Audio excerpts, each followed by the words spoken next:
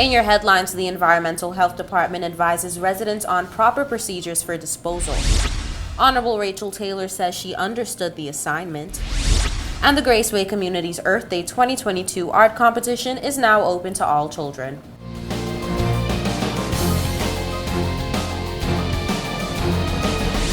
From the PTV Broadcasting Headquarters in Providencial is your number one source for news. I'm Erica Pinales, delivering the latest from across the country this Thursday, April 14th, 2022, right to your door. Newswatch starts now.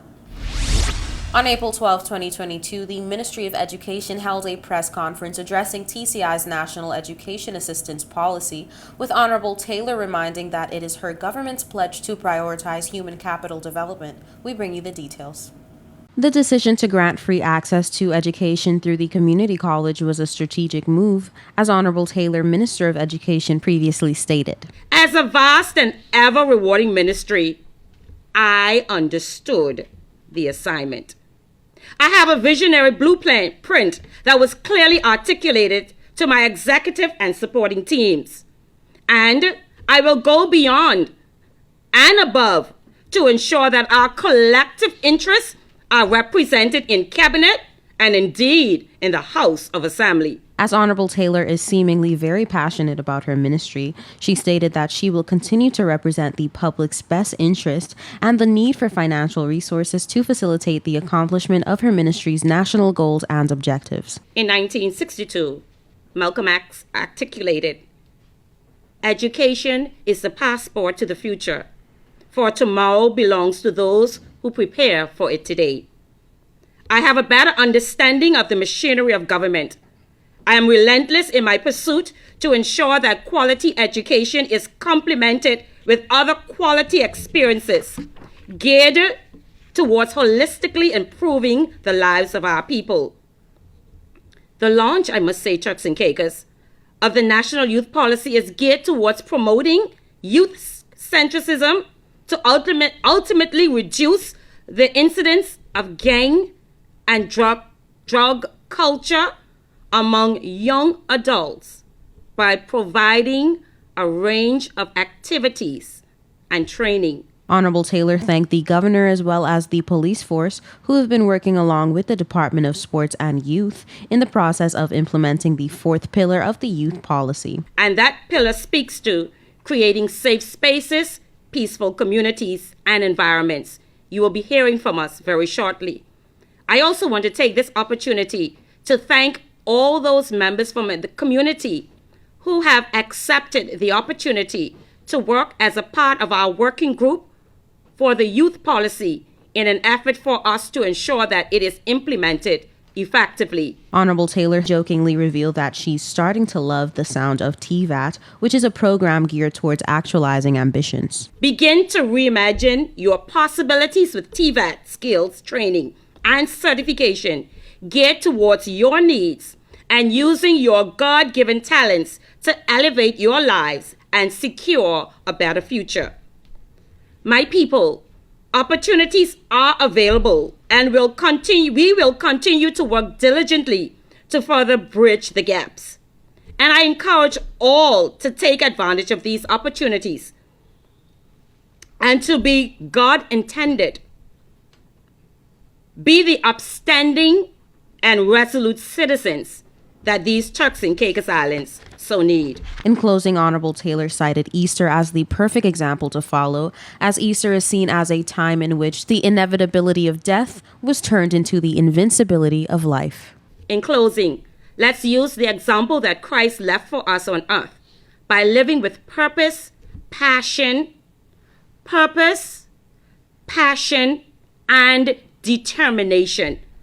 This Easter season should be one like no other, because as a nation, we are positioning ourselves to fully occupy our space, intentionally develop our people, and effectively use our resources for the benefit of all. Easter is a time of reflecting, giving thanks and appreciation for the sacrifice that Jesus made for us on the cross. I want to take this opportunity to congratulate Turks and Caicos, the Carifta team, who will be traveling with me to Jamaica this week. Let us tune in and let us cheer our athletes. Today is a great day for the education department because you now have the opportunity to learn of what we are putting in place for you. So I want you to take this opportunity, share that link, call your brother, call your sister. Don't miss out on these opportunities. I am your Minister for Education. I thank you. Big news for Shishaya Hall Medical and residents of the TCI. The facility is set to benefit from the Caribbean's first GE MRI machine, powered up with a new and innovative system set to enhance the clinical imaging process. Newswatch has more. The hospital's MRI Replacement Project has commenced in an effort to transform a portion of its diagnostic imaging department. Officials have begun the replacement of the existing CT and MRI scanners. The new MRI scanner will be installed at Cheshire Hall Medical and comes with advanced artificial intelligence-enabled technology and features. It is also the first to be installed with this specific software in the Caribbean. The almost $2 million capital project will provide for shorter scanning times, increasing the number of patients that can be scanned within a given period. It also maximizes image features. Officials advise the public that while the infrastructural work is being carried out, MRI appointments are still being honored. The removal of the existing machine is scheduled for April 20th, with the launch of the new system scheduled for August. When the MRI service is offline, officials will utilize alternative methods to scan patients. General Manager of Facilities Management, Martin Dogtree, broke down the process. Quote, "There will be a need for some particular infrastructure works during the MRI replacement due to the size and weight capacity of the new machine. There are required building works before and after the new MRI is installed. Once the building works have been completed, the construction team will then be able to start the first phase of work to remove the old MRI machine. Once the old MRI machine is removed, we will be required to refurbish the MRI room, and this involves us removing the internal walls, floors, and ceiling to allow room for the arrival of the new MRI. He ended by thanking their patients for their patience and understanding toward the process of providing a service that he says is unprecedented in the TCI and the Caribbean. Project works commenced on April 4th and is expected to be carried out through to the end of summer. Don't go anywhere. More Newswatch when we return.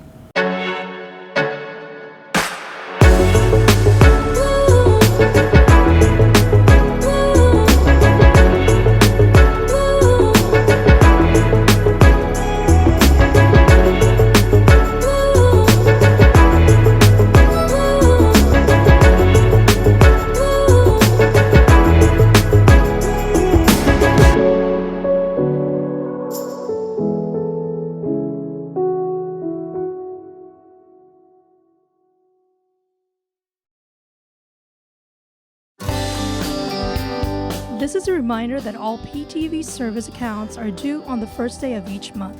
Accounts should be brought up to date by the 28th of the month to avoid disruption in service.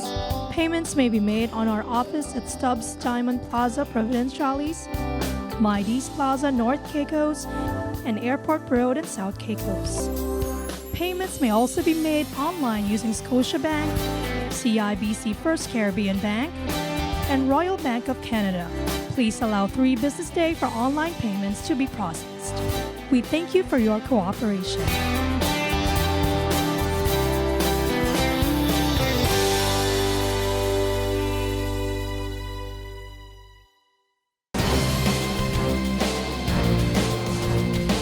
Welcome back to Newswatch. Honorable Kyle Knowles, MP and Solid Waste Task Force Chairman, is elated to announce the beginning of Dialogue for Improvement of Solid Waste Management in the Turks and Caicos Islands. Here's more. Honorable Knowles announced the beginning of Dialogue for Improvement of Solid Waste Management in the Turks and Caicos Islands via the newly established Solid Waste Task Force, of which he has been appointed chairman, with Jasmine Walken as deputy chairman. The task force consists of staff from the Ministry of Health and Human Services, the Environmental Health Department, and the Public Works Department. We gather that the multidisciplinary task force conducted a site visit yesterday, April 13th, at the Whelan landfill in an effort to gather information that will effectively resolve pressing issues affecting the community. In order to determine the best immediate course of action to address the ongoing solid waste situation, the team analyzed the condition of the site and explored the best ways of confronting existing problems at the site. Problems such as on-site burning, odor control, some operational procedures including security, and the best practices for trash disposal were analyzed. Honorable Knowles stated that some methods of investigation explored were air quality testing, wind direction monitoring, mapping of the entire site including active and inactive sections, and the collection of baseline data through the investigation of current operational procedures for all sites. The discussion has reportedly been fruitful, and several assignments will be carried out by members to support the team's concerted effort for improvement. The Ministry of Health and Human Services, as we understand, has also embarked on an integrated solid waste management project co-funded by the Caribbean Development Bank to provide strategic planning and design of an improved solid waste management system that will benefit all islands. Honorable Knowles and the Ministry of Health and Human Services pledged their commitment to improving countrywide solid waste management and safeguarding the health and well-being of Turks and Caicos Islands residents. With increased reports of dead carcasses in some communities across Provo, the Environmental Health Department advises residents on proper procedures for disposal and warns against potential hazards associated with prolonged removal. Fair warning, this story may include graphic images. About a week ago, there lay about 4 dead dogs along the street of Juba Sound, and another 2 reported by a woman who could not begin to fathom how or why her 2 dogs had suddenly died. She says one was vomiting the night before, and there, the morning after, lay dead in her front yard. After a few calls to neighbors around the way, she would learn of 4 additional dogs that either died in their home yards or along the roadway leading out of the small community. However, no one could make sense of the animals' sudden death.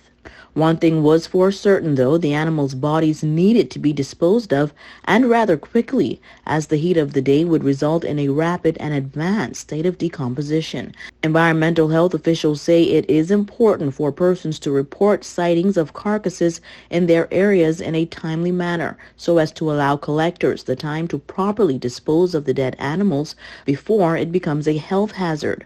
Not only would it be very unsightly, the pungent smell, we learn, can carry airborne bacteria, which can be hazardous to persons and other animals living in and around the area. So for those of you who may not have been aware, contracted collectors are available to collect and dispose of carcasses upon request, and will do so upon the sighting of a dead animal, as is customary. Don't touch that remote. We'll be right back. Coming up next is your sports authority and weather forecast. This is a reminder that all PTV service accounts are due on the first day of each month. Accounts should be brought up to date by the 28th of the month to avoid disruption in service. Payments may be made on our office at Stubbs Diamond Plaza, Providenciales, Mides Plaza, North Caicos, and Airport Road in South Caicos. Payments may also be made online using Scotiabank, CIBC First Caribbean Bank, and Royal Bank of Canada. Please allow 3 business days for online payments to be processed. We thank you for your cooperation.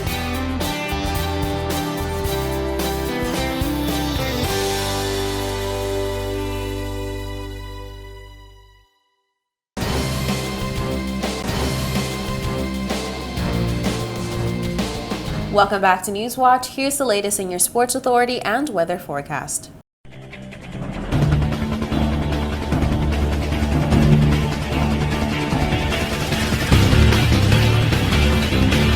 We're feeling awesome about it. It's very exciting to be going back. It's a great competition. It's a catalyst for people to get involved in swimming. The feedback from the athletes and the people that represent us is absolutely awesome. And we've got a tough tradition to keep up, because every time we go, we keep getting better. And I firmly believe that this team can do better than the team that went in 2019. That was Daniel Redmond, president of the TCI Swimming Federation, commenting about the upcoming Curfda Swimming Championships in Barbados from the 15th to the 20th of April 2022. Swimmers from the ages of 11 to 17 will be competing. They've been performing phenomenally well, even with the lack of an adequate facility. I have to sort of express gratitude to our clubs that have been able to cope even with the lack of facilities and still able to produce the results. You know, we have swimmers that have to go off island and compete in events to obtain times for consideration for entry into competitions like Carifta. And I have to say that some of the times that have been achieved are absolutely fantastic. We're getting faster all the time. A large number of our junior swimmers are competing very successfully in other locations, and I'm sure they're going to do us proud on this occasion. Despite the obstacles, Coach Ezekiel Hall says that this is no concern for the team that has dedicated the last 18 months to practice and is currently in the speed workout portion of their program. Hall said that the team is on point and ready for competition. Well, the biggest challenge was the COVID, the restrictions that limited our times in the pool. Contrary to popular belief that we need a 50-meter complex, my philosophy is that we drop our buckets where we are and make the best of what we have. And some of the top swimmers in the Caribbean have come out of programs where they're in short swimming pools. The team is looking to shorten their times, but a podium finish is not far out of reach. The team picked up a silver medal in 2019.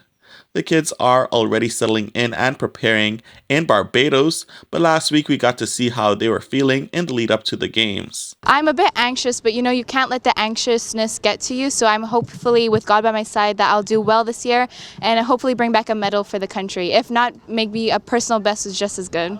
One, I've gotten much faster. I've improved in my technique. I've improved in my skills.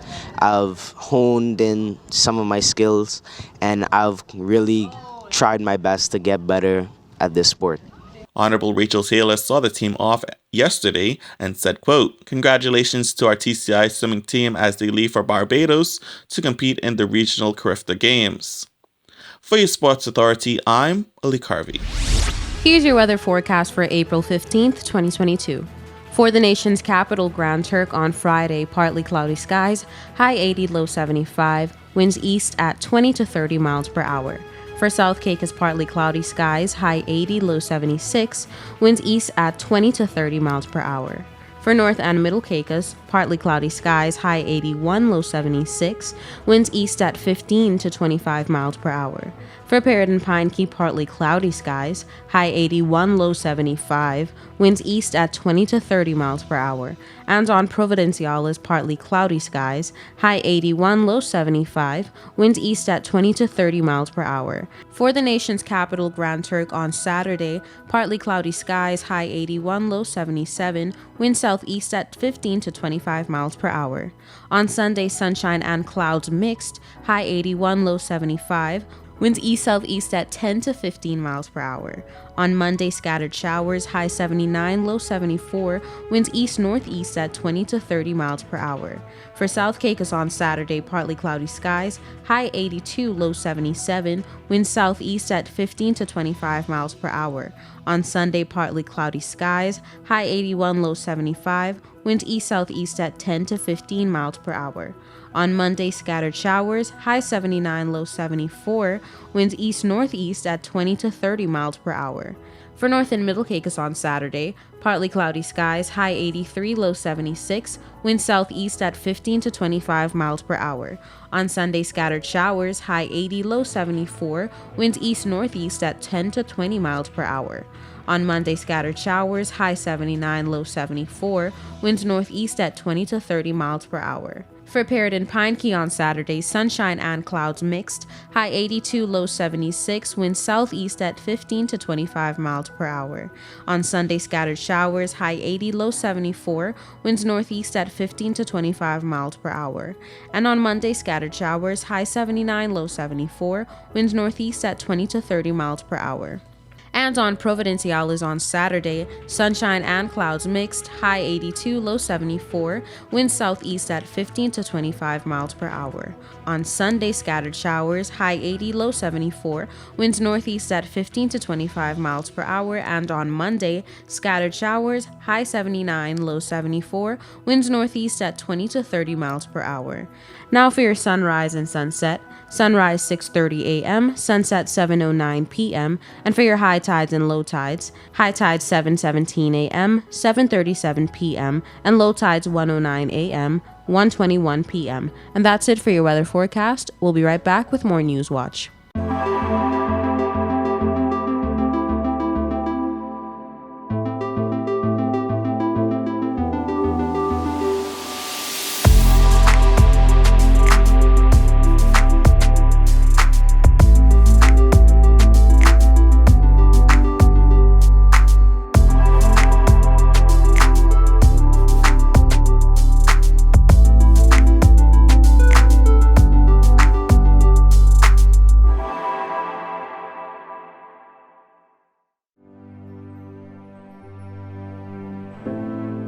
Here at People's Television, we're more than just your leading news and entertainment services.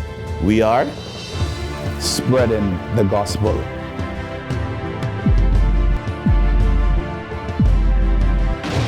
We are breaking barriers. We are preserving the culture. Each one, teach one. We are committed to excellence. We're creating change. We are creating memories. We are the future. I am PTV. I am PTV. I am PTV. I am PTV. We are PTV. We are continuing the legacy. We are PTV.